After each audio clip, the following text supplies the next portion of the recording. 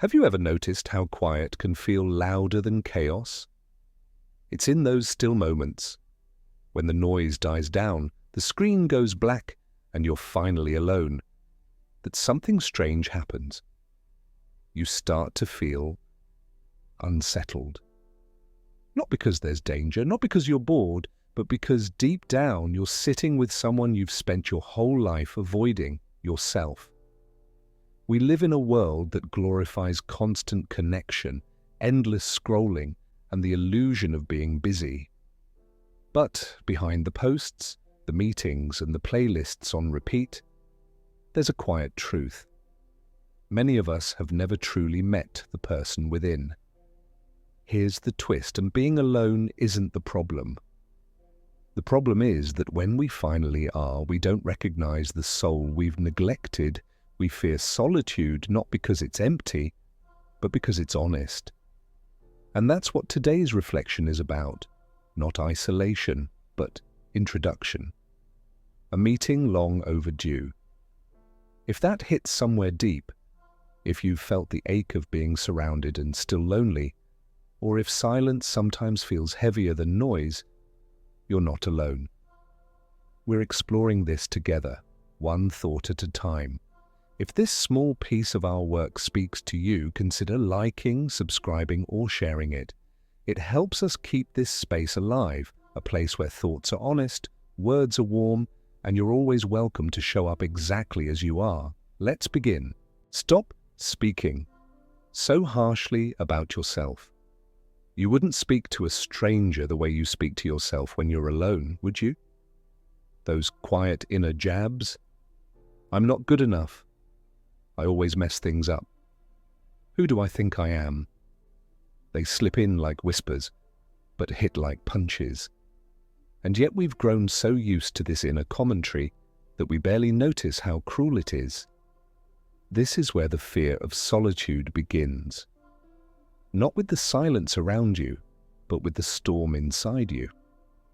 When you're alone, there's no one left to distract you from the narrator in your own head.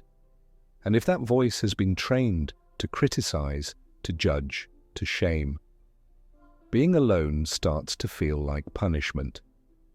Meeting yourself means rewriting the way you speak about yourself. It means catching that moment when you start to spiral in self-doubt and choosing, even if awkwardly at first, a softer voice. It means replacing "I'm a failure" with "I'm learning" and "I'm broken" with "I'm healing." Because here's the truth. If you only ever speak to yourself like you're an enemy, you'll never feel safe in your own company. And maybe that's why you avoid silence, not because you're afraid of being alone, but because you've let a harsh voice take the wheel when no one else is around. It's time to meet yourself with kindness. That's how the real conversation begins. You don't need to tell everyone everything. There's a strange pressure these days to turn your entire life into a public diary. We've been taught that if we don't post it, share it, or explain it, it somehow didn't happen. Or worse, that we don't matter. But let's pause and question that, because sometimes the deepest parts of your healing, your growth, your struggle, they're not meant for broadcast. They're sacred, personal, private, in the most empowering way. When you're alone, you're given the rare chance to listen, really listen, to the quiet voice underneath the noise. But if your first instinct is to rush out and tell someone what you heard, you cut that moment short. You rob yourself of the intimacy of being your own witness.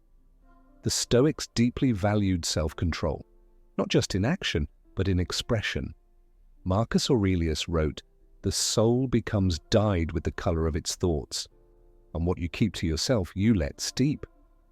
You let it become part of you." But here's the tension. We confuse secrecy with shame, as if keeping something to ourselves means we're hiding. But there's a difference between hiding and holding. Holding space for your own thoughts. Holding space for your pain. Holding space for your joy, without feeling the need to explain or justify it to the world. And in learning to keep parts of your journey to yourself, you start building a home inside your own mind, one where you are no longer a stranger but a trusted friend. That's how you start to meet yourself. You don't need everyone to understand you. There's something quietly devastating about the need to be understood by everyone. It sounds harmless, even natural. Who doesn't want to feel seen? But somewhere along the way, that desire can twist into dependency. You start shaping your words, your choices, even your identity around the hope that someone, anyone, will get you. And when they don't, you start to doubt your worth. This is where solitude becomes terrifying. Because when you strip away the validation, the explanations, the performance, you're left alone with a version of yourself you barely recognize, a self that isn't constantly reacting, defending, or proving, just you, raw, unfiltered, misunderstood, and still here. But here's a truth that can set you free. Not everyone is meant to understand you, and that's okay. Think of how many times you've tried to explain your pain to someone who just couldn't feel it, or share a dream with someone who laughed it off. Every time that happens, a little piece of you hesitates next time. You begin to censor yourself, not just publicly, but privately. When you can sit alone, misunderstood by the world, but fully known by your own heart, you've met yourself in a powerful way. You no longer need applause to feel confident. You no longer need agreement to trust your own path. And that's when the fear of being alone starts to fade, because suddenly you realize, I understand me, I'm not alone after all. Your peace isn't meant to be loud. In a world that rewards volume, loud opinions, loud achievements, loud personalities, it's easy to mistake quiet for weakness. If you're calm, you must not care. If you're peaceful, you must not be passionate. But real peace, real inner calm, it's the opposite of weakness. It's a power so steady, it doesn't need to shout. But here's the thing, most of us aren't used to it. We confuse stillness with emptiness. So when we finally get alone and things go quiet, we panic. We fill the space with noise, scrolling, talking, planning, doing anything to avoid feeling what's underneath. But that quiet, that's the doorway to meeting yourself. And on the other side is a version of you that isn't fighting to be seen or heard or admired, just present. The Stoics deeply understood this. Marcus Aurelius wrote, "Nowhere can man find a quieter or more untroubled retreat than in his own soul." That quote isn't poetic fluff, it's practical. It's a reminder that peace is an inside job. You can be in a chaotic world, but if your inner world is grounded, you remain unmoved. That's when you hear it, your own voice, gentle, undemanding, real. And you realize, maybe for the first time, I can be still and still be whole. Peace isn't something you post about, it's not something you have to explain. It's something you feel deeply when no one's watching. When the world is quiet, and you finally are too. That's when you're no longer afraid to be alone, because you've found someone worth sitting with. You don't always have to be strong. Let's be honest. Somewhere along the way, we were taught that strength means holding it all together.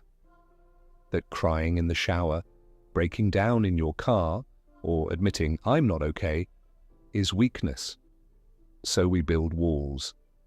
We mask the pain with smiles, bury the fear beneath routines, and tell ourselves, I'll deal with it later. But here's the truth. No one says out loud. Sometimes being alone terrifies you, not because there's no one else around, but because, in the silence, your strength starts to crack, and you're scared of what might pour out if you let go. But what if that's not failure? What if that's the beginning of finally meeting the real you? Strength isn't just holding it together. Real strength is allowing yourself to feel the full weight of your life and not running from it. It's letting your knees buckle in private, knowing you'll rise again, not because you forced it, but because you allowed yourself the space to truly feel and heal. So maybe the fear of being alone isn't about loneliness. Maybe it's about the part of you that's been holding back tears for too long. And maybe, just maybe, that quiet space is the safest place for them to fall. You don't need constant achievement to prove your worth. We live in a culture obsessed with what's next. What did you accomplish today?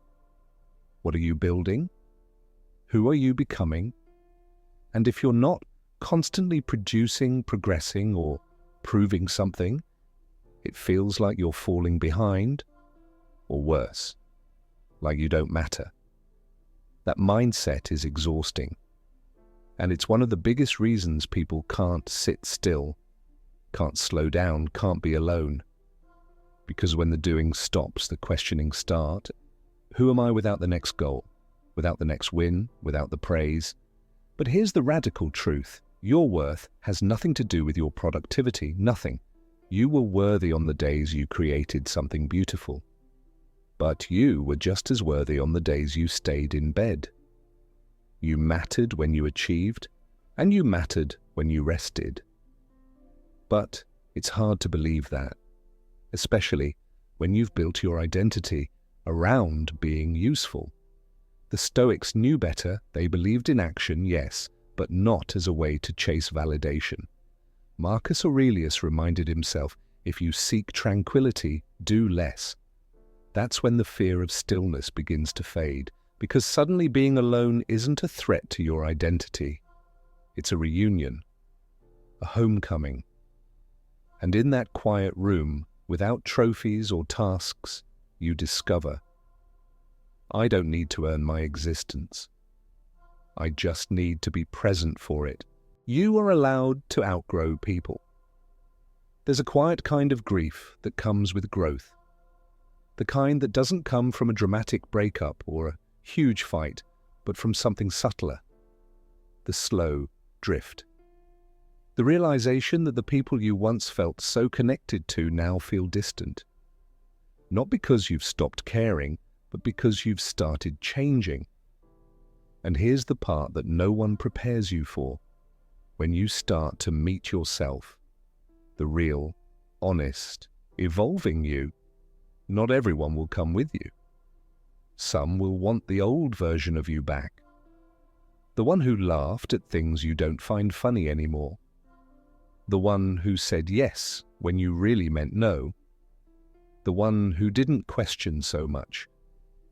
And when you stop fitting into that version, they might pull away. That's when being alone feels sharpest. That's when you wonder, am I doing something wrong? But the answer is no, you're just finally honoring who you're becoming. And yes, it's lonely. But that loneliness, it's a sign that you're no longer filling space with noise just to feel connected. You're making space for people who meet you where you are now, space for alignment, space for truth. You're afraid to be alone because you think it means you're unloved. But sometimes being alone means you're finally loving yourself enough to move forward, even if it means walking away. You are already the person you keep chasing. We're all running towards something, a better version of ourselves, a future where we're finally calm, finally confident, finally free. So we chase it. Through careers, relationships, books, goals, we tell ourselves, when I get there, I'll feel whole. But here's the question. What if you're not supposed to become someone new? What if you're supposed to remember who you already are? This is the quiet realization that hits hardest when you're alone. When the distractions fade and the masks come off, you don't meet some brand new person. You meet the you that's been there all along, under the layers, behind the noise, beneath the expectations. And maybe that's what's been so scary about being alone, not the silence, not the stillness, but the possibility that you're already enough, and everything else, the chasing, the proving, the pleasing, was just you forgetting. The Stoics taught us to return to ourselves. Marcus Aurelius wrote, "The happiness of your life depends upon the quality of your thoughts, not your job, not your status, your thoughts, your inner world, your relationship with yourself." But that relationship takes time. It takes solitude. It takes the bravery to sit in a quiet room and say, "Who am I?" when no one is watching, and not run from the answer. You're not unfinished. You're not a problem to fix. You're a person to meet, with history, with pain, with beauty. And maybe, just maybe, you've been running so long that you forgot what it feels like to stand still and say, "I'm here." You don't need to find yourself somewhere out there. You need to come home to yourself, patiently, gently, fully. That's the gift of being alone. That's the moment you stop fearing solitude, because you realize you're not meeting a stranger. You're finally meeting you. Your value isn't measured by how others treat you. It's easy, painfully easy, to start defining yourself based on how others respond to you. If they love you, you feel lovable. If they ignore you, you question your worth. If they leave, you wonder what you did wrong. And so, without realizing it, your sense of self becomes a mirror, one that only reflects what others project back. But here's where solitude becomes terrifying. When no one else is around, there's no mirror left. No one to reassure you, validate you, or make you feel seen. And if you've never built a foundation of self-worth, independent of other people's behavior, being alone feels like being invisible. But maybe, just maybe, the fear you feel isn't about being alone. Maybe it's about not knowing who you are without someone else confirming it. The Stoics understood this. Epictetus said, "Know first who you are and then adorn yourself accordingly." Not wait for others to tell you who you are, not believe what the world says about you, but know from within, quietly, honestly. Because here's the truth, people's reactions say more about them than they do about you. Their love is not a certificate of your worth. Their rejection is not a sentence on your soul. Your value is not a reflection. It's a constant. When you're finally alone, you get the rare, sacred chance to see yourself without the noise, without the edits, without the filters. And yes, it might feel uncomfortable at first, like staring at your own face in a mirror for too long, but sit with it. Look deeper, because the moment you stop letting others define your worth, you start reclaiming it. You start building a version of self-love that doesn't rely on being chosen, because you've already chosen you. That's when being alone stops feeling like rejection and starts feeling like returning home. You're not lost. You're just disconnected from yourself. We throw around the phrase, "I feel lost," like it's a final verdict. And when you say it enough, "I don't know what I'm doing, I don't know who I am anymore," it begins to sound like truth. But what if you're not actually lost? What if you're just out of touch with yourself? And then, when you're finally alone, with no distractions, no roles to play, it hits you. You don't recognize the person staring back. But here's the hope: you're not gone, you're not broken, you've just been away for a while.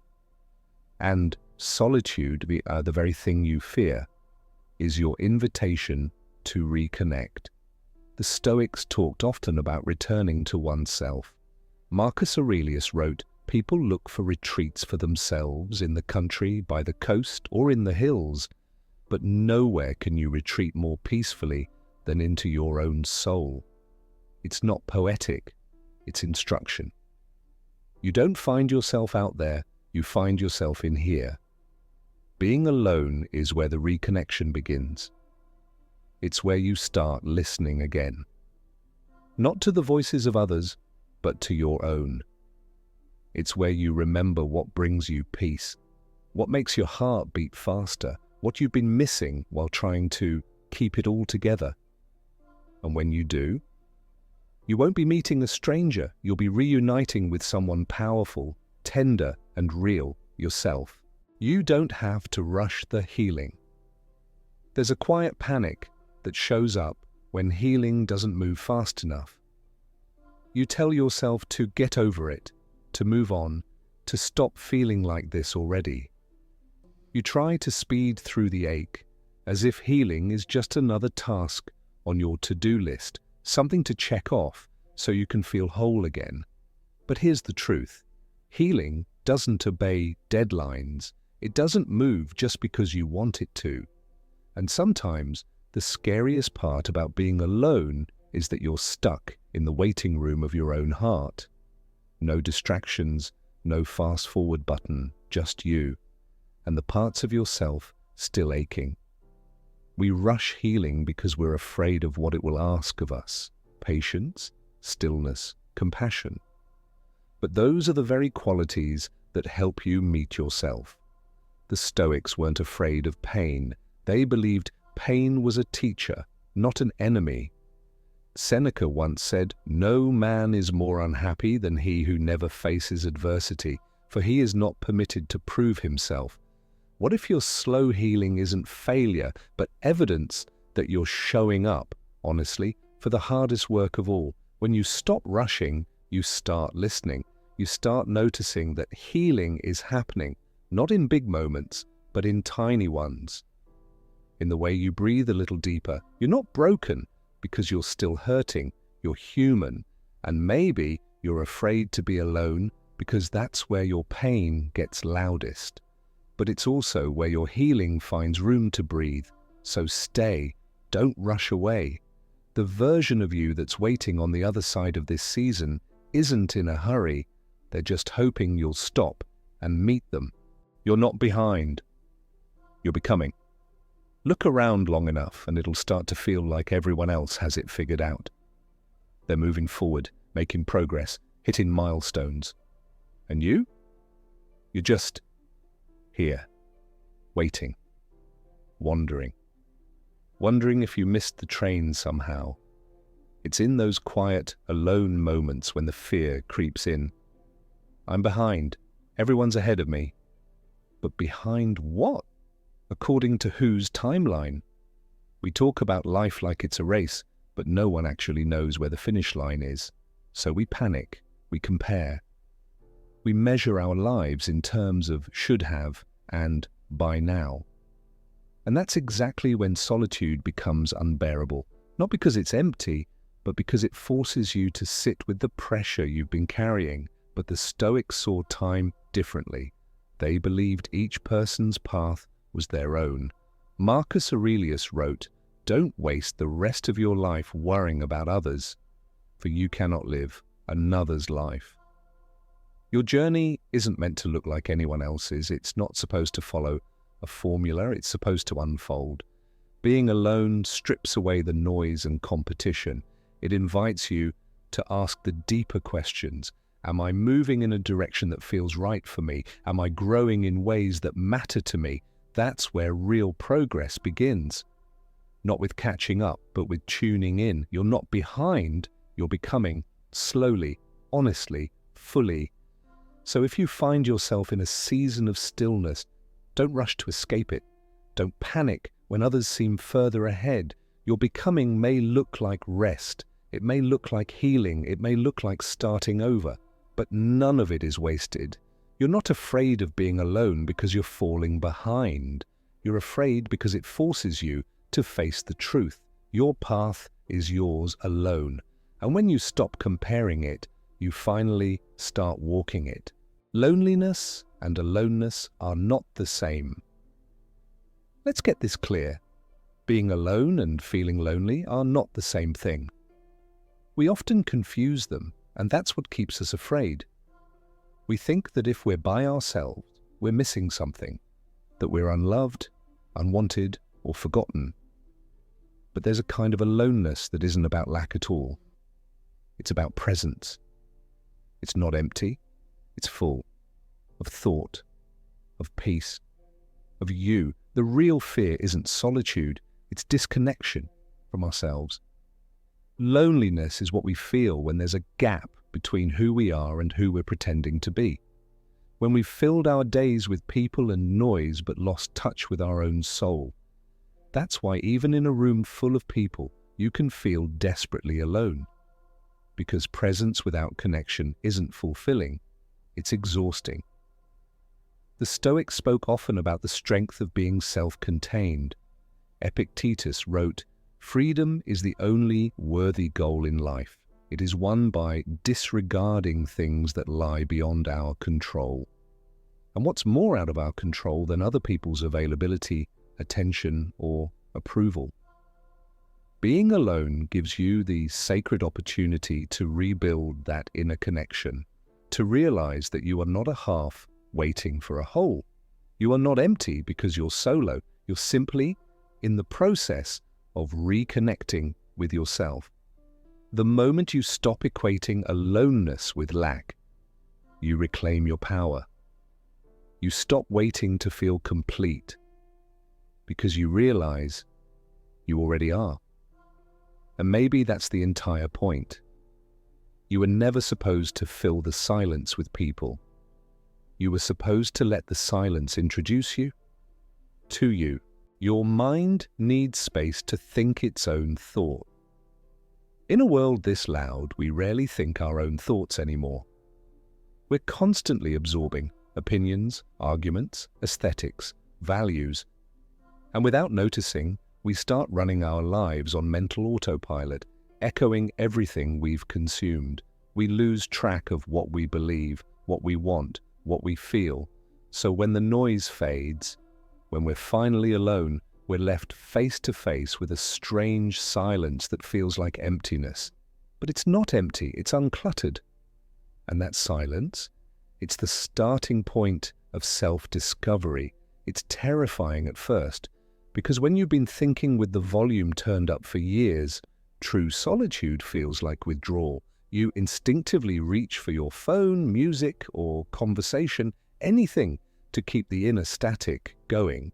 But if you can resist the reflex to fill that space, something beautiful begins to happen. You start to hear you. The Stoics valued solitude not as escape, but as a return to clarity. Marcus Aurelius advised himself, "The things you think about determine the quality of your mind. Your soul takes on the color of your thoughts." So what's coloring your thoughts? Is it yours or someone else's? You're not afraid of being alone because you're dull or boring. You're afraid because your true thoughts have been waiting too long to be heard. And they don't yell, they whisper. You just need to make enough space to finally listen. Self-love isn't found. It's built in the quiet. We talk about self-love like it's something you find, like a switch you flip, or a treasure you stumble on one magical morning. But the truth? It's built. Slowly, quietly, often in moments when no one else is looking. It doesn't come from spa days or motivational quotes, though those things have their place. Real self-love is forged in the quiet hours, when you're alone, when the masks fall, when you sit with the parts of yourself you usually run from and choose not to abandon them. That's why solitude feels so confronting, because it removes the audience, and without anyone to impress, distract, or perform for, you're left with you. And if you've spent most of your life criticizing, neglecting, or avoiding yourself, being alone will feel like punishment at first. But that's also where the healing begins. The Stoics never used the phrase self-love, but they practiced it deeply. They believed in respecting the soul, in living with integrity, and caring more about who you are than how you appear. Epictetus said, "Know you not that a good man does nothing for appearance sake, but for the sake of having done right?" Self-love in this context means showing up for yourself even when no one is watching. It means offering kindness to your own inner world, choosing patience with your flaws, choosing compassion with your fears, choosing softness where you once only knew criticism. You're not afraid to be alone because you're unworthy of love. You're afraid because you haven't had enough practice giving it to yourself. But that practice, it starts now, not in a crowd, not online, but in the stillness, in that quiet space where you stop waiting to be chosen and start choosing you. Your emotions are messengers, not enemies. We grow up learning how to manage everything: time, responsibilities, other people's expectations. But rarely are we taught how to sit with our own emotions, especially the heavy ones. Sadness, anger, confusion, fear. We treat them like problems to fix or flaws to hide. So when we're finally alone and those feelings start bubbling up, our first instinct is to run. But what if those emotions weren't there to hurt you, but to guide you? The Stoics didn't believe in denying emotion. They believed in understanding it. Seneca wrote, "We suffer more in imagination than in reality." He didn't mean emotions aren't real. He meant they grow more overwhelming the longer we avoid them. Being alone gives you space to feel without judgment, to ask your emotions, "What are you trying to tell me?" Maybe that anxiety is pointing to something misaligned. Maybe that sadness is asking for rest. Maybe the anger is a call to set better boundaries. You can't meet yourself if you're always muting your inner world. True connection with yourself comes when you stop treating your emotions like intruders and start treating them like messengers.